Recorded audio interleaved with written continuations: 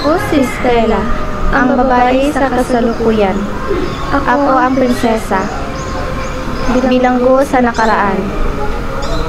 Patuloy akong ikinukulong sa mundong pilit kong tinatakasan.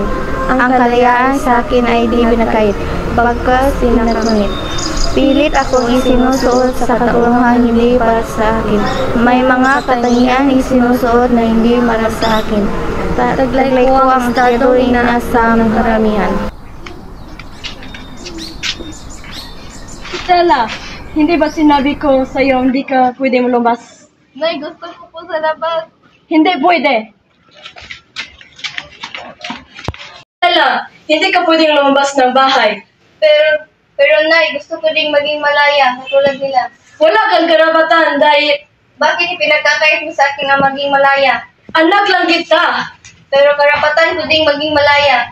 Sa akin ka dapat sumusunod dahil ako ang inay mo. Paano ako susunod sa iyo kung hindi ayaw ko kung naman sa iyo? E di lumayas ka!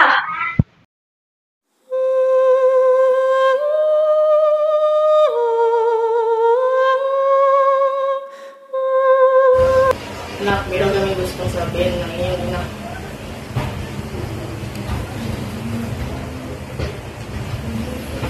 Ipagkakasundo ko lang sa isang mayamang pamilya. Bakit mo ako ipagkasundo sa iyo? Para rin ito sa kinabubuti. Lagi na may kinabubuti. Paano naman ang aking kasiyahan? Kung maganda ang mga kinabukasan, masasaya ka rin. Dahil na naman ba ito sa tradisyon mo? Oo, iyon ka.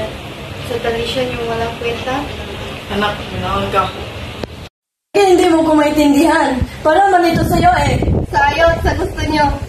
Anong sabihin nyo? Hindi ako magpapakasal sa taong hindi ko gusto. Kaya pagkasusunod ng babae, hindi ko naman sila kalala.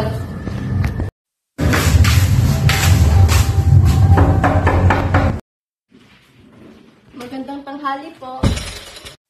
Kung tungkol ito ni Stella, pwede na kayo mo umalis. Kailangan ni Stella ng kalayaan.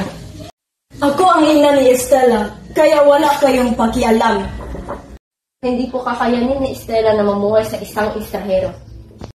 Ako ang ina! Kahit na! Ang may karapatan ng anak ko. Ang kasal, tapos ang usapan.